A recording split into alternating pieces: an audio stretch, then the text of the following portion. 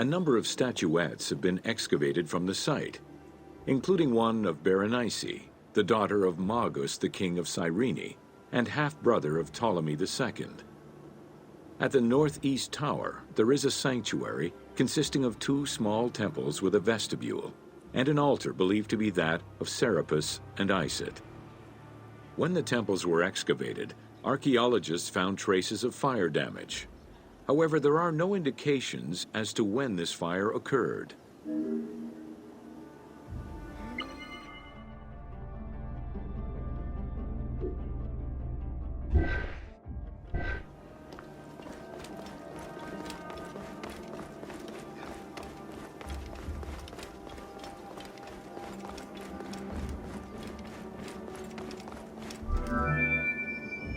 In the 20th century, a fortification was built above the ward to defend against an invading army. It covered the ancient remains of nearby Roman houses entirely, and archaeologists have yet to fully excavate them.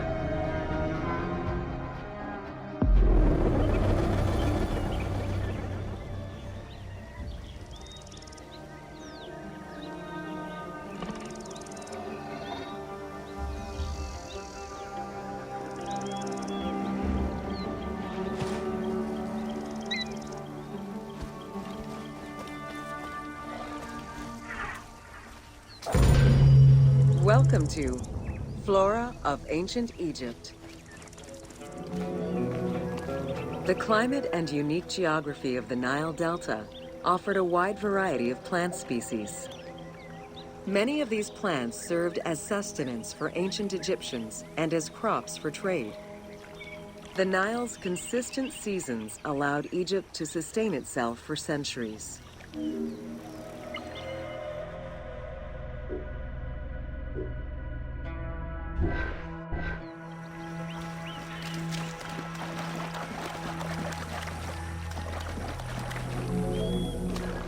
Possibly the most useful of the plants was the papyrus. This tall sedge plant grew in abundance along the water's edge of the Nile. Commonly known for its use as paper, the ancient Egyptians found many other functions for it, including rope, sandals, and mats. Papyriform boats made from the plant are seen in paintings and reliefs, and were used in ritualistic ceremonies.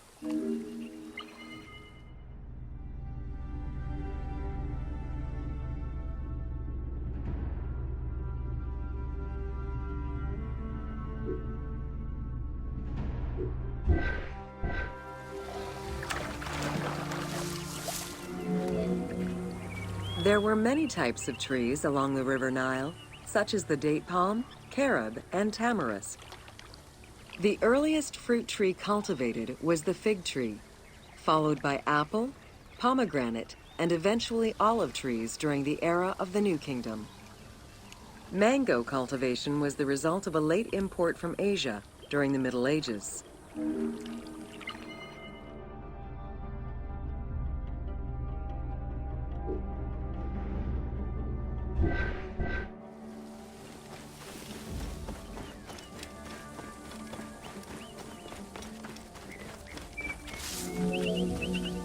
Some trees were associated with gods, such as the acacia with Horus. The divinities Thoth and Seshat were depicted inscribing the reign of the king into a Persea tree. The sycamore was connected with the goddess Iset, patron of the ritual of life.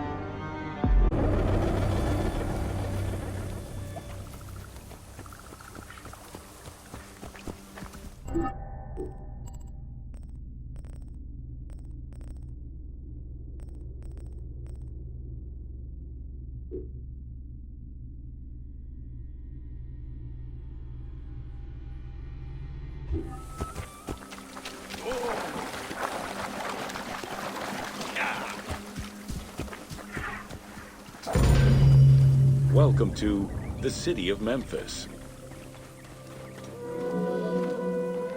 Throughout all ancient Egyptian periods, cities had one thing in common.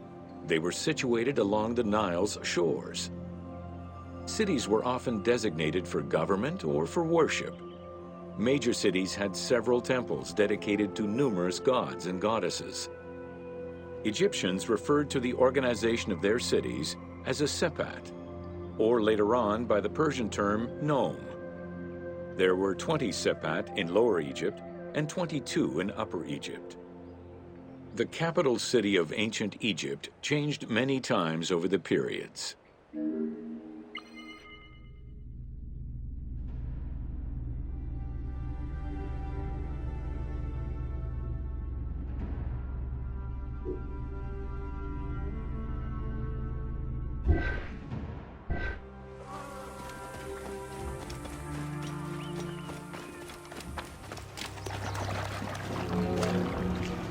One of the largest was Memphis, located in Lower Egypt.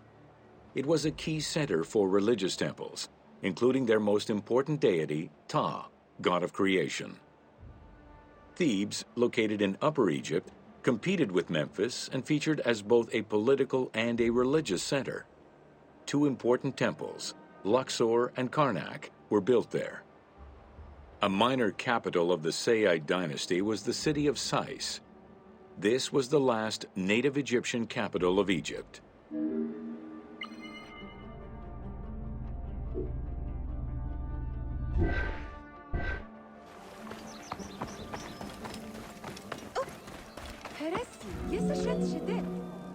During the Third Dynasty, under Pharaoh Djoser, Memphis became the first religious and administrative capital of Egypt. Even when the political capital of Egypt decentralized itself, pharaohs were crowned in this sacred city in order to legitimize their ascension to the throne, up to and including Alexander the Great. Though little remains today save ruins south of Cairo, we can guess at the structure of the city, which stretched up to 5 kilometers in length and 2 kilometers in width.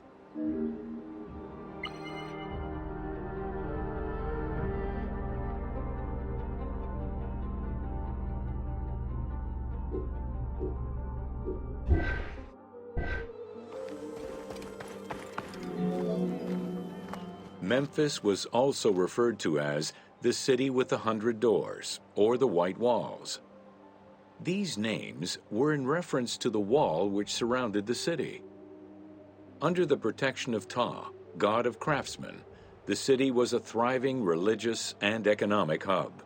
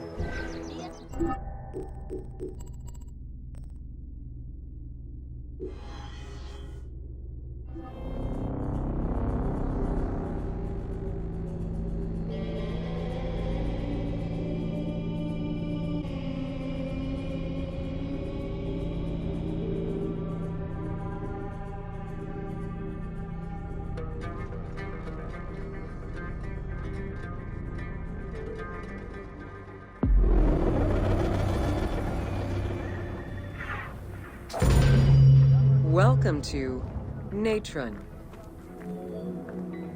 Natron is a colorless salt that was used by ancient Egyptians for food preservation, cleansing products, and glass making. It was also used in the mummification process.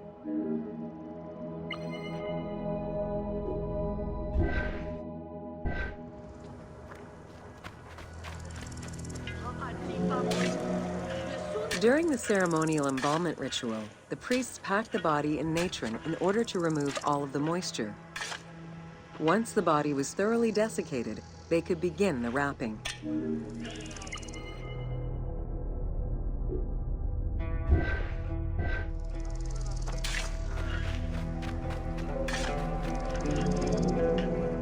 Natron was mined in Wadi Natron. The main mining methods involved either cutting slices out of the lake bed when it was dry, or raking through mineral-saturated water to gather the mineral salts during the floods.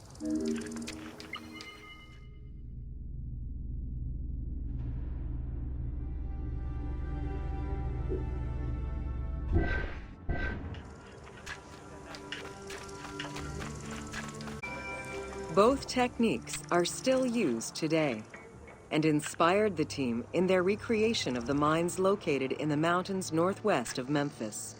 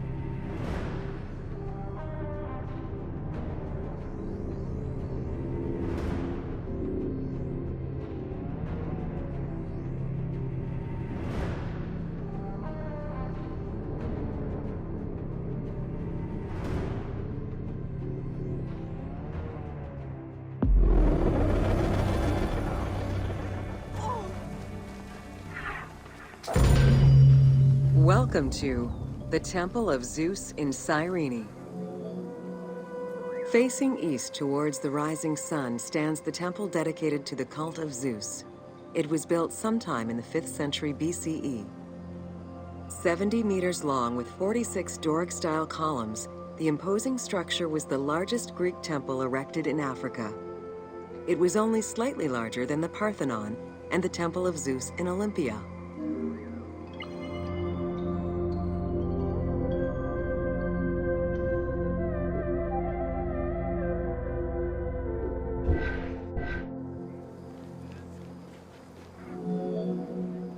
The exterior was designed with the decorative elements common to Doric architecture. The dimensions of the columns were different, giving visitors an impression of uniqueness when viewing each facade.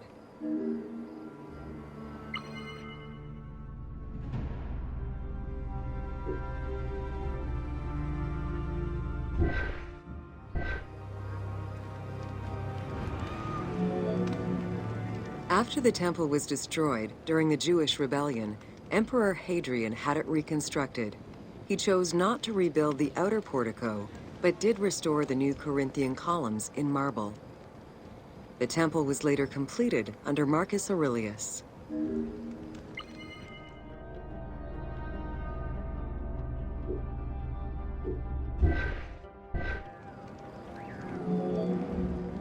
In the time of Augustus, a faithful but smaller imitation of the Olympian Zeus was used to be worshipped. Hadrian then installed a new 12-meter-high statue matching the Zeus in Olympia. It was made of chiseled marble with the head, arms, and feet carved in the round.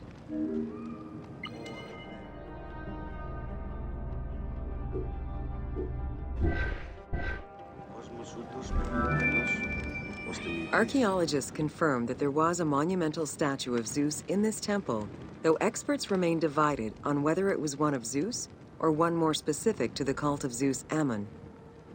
The team elected to place a statue of Zeus Ammon in this location, knowing that Cyrene was central to the spread of this cult in the Greek Mediterranean area.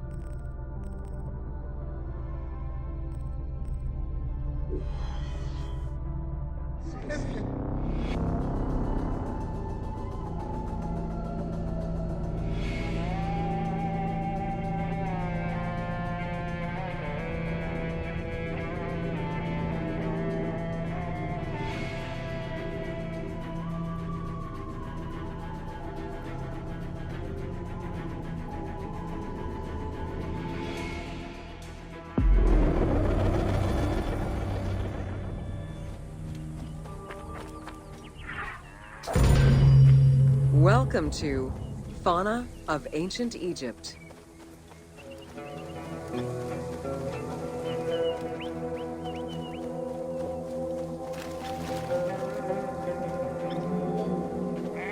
Both domesticated and wild animals were features in ancient Egyptian bas-reliefs as early as the First Dynasty. While the variety of wildlife served as a reliable food source, it also influenced both culture and mythology.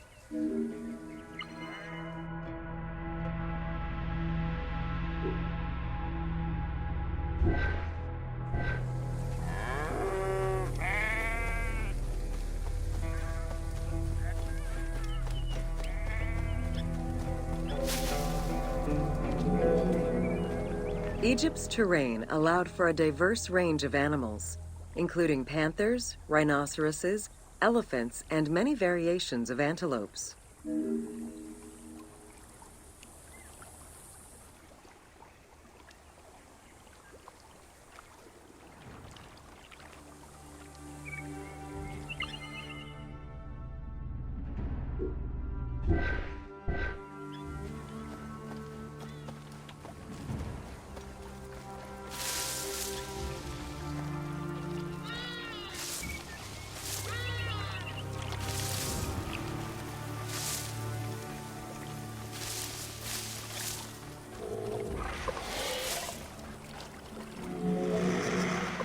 The Nile was home to many species of fish, along with hippopotami and crocodiles.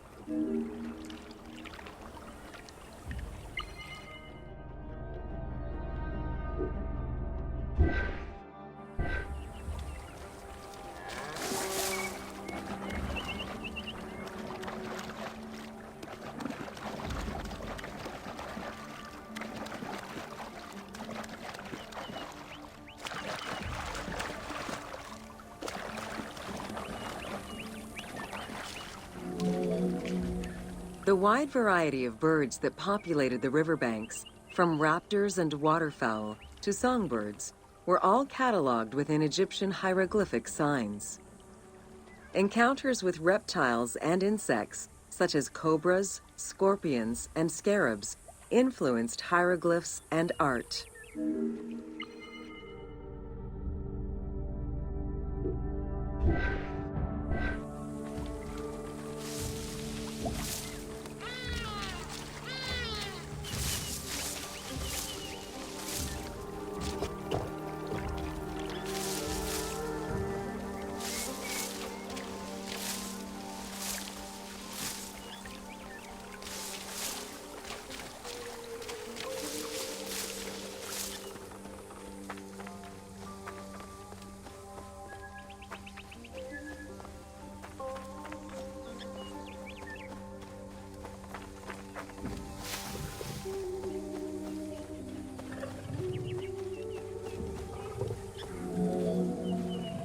While all animals had sacred meanings, lions in particular represented power and royalty to ancient Egyptians.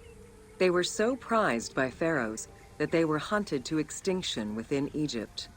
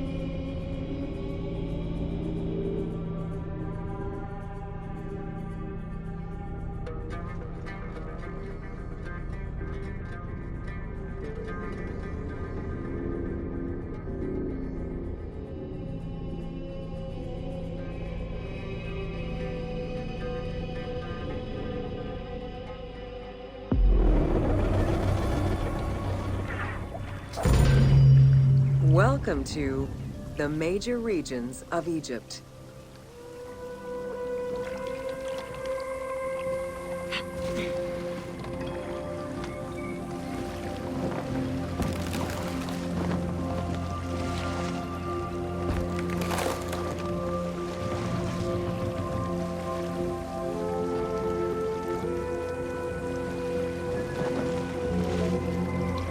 Life in ancient Egypt was concentrated along the shores of the Nile and divided into two regions.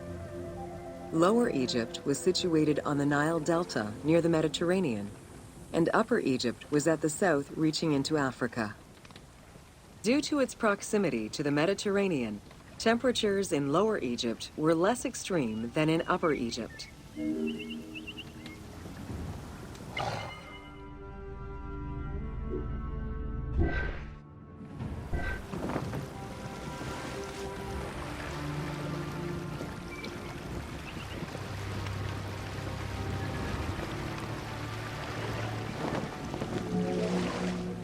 Until 3100 BCE and the unification of Egypt, each region had its own pharaoh and crown.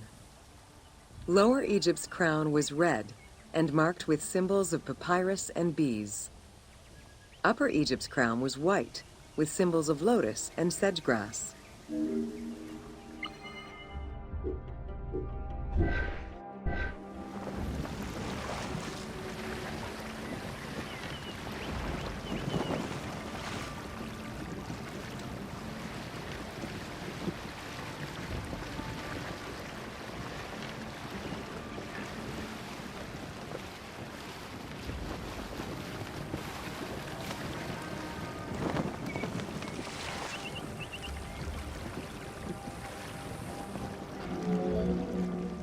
Both regions had competing major cities, most notably Memphis in Lower Egypt and Thebes in Upper Egypt. There were different religious cults in both regions, each worshipping their own major gods.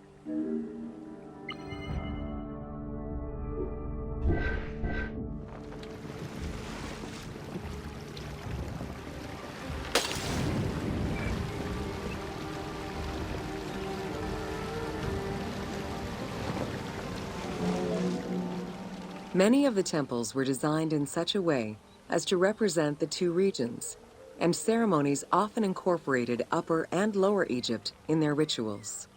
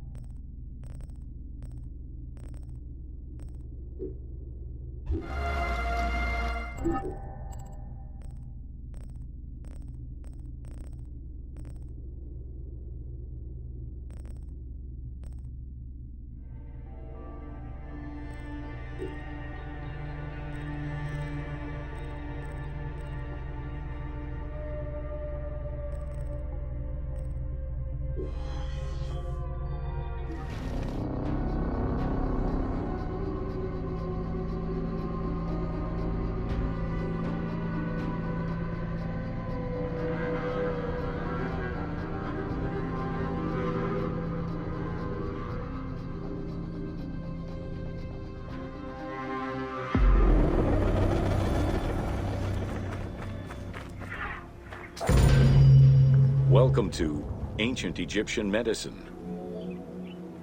Evidence of advanced medical procedures have been found on mummies, and ancient Egyptians left detailed medical writings from diagnosis to follow-up treatment.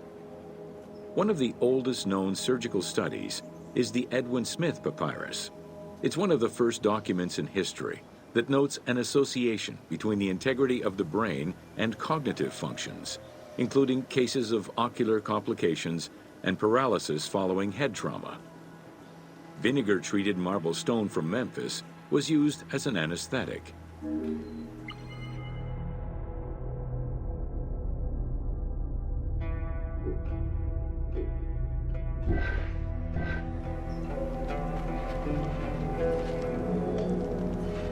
Another similar document, the Ebers Medical Papyrus, is over 20 meters long and 30 centimeters wide. It details treatments of 48 surgical cases, and contains 877 paragraphs describing various diseases. Alongside accurate and factual scientific approaches, the papyrus has more than 700 magic formulas and incantations to ward off demons and disease. This demonstrates how ancient Egyptians believed in a harmonious balance between religion and science.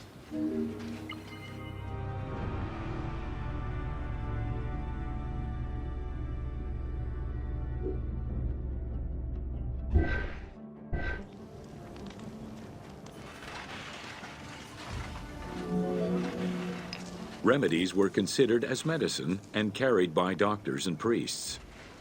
Village doctors often had another job alongside their medical duties and the preparation of medicines. A cure for blindness was made of fermented honey, ochre, and coal. The science behind it was that honey functioned as an antiseptic and antibacterial, while ochre would reduce the swelling. All of their knowledge did not always suffice. Ramses II died of an infection caused by an abscessed tooth.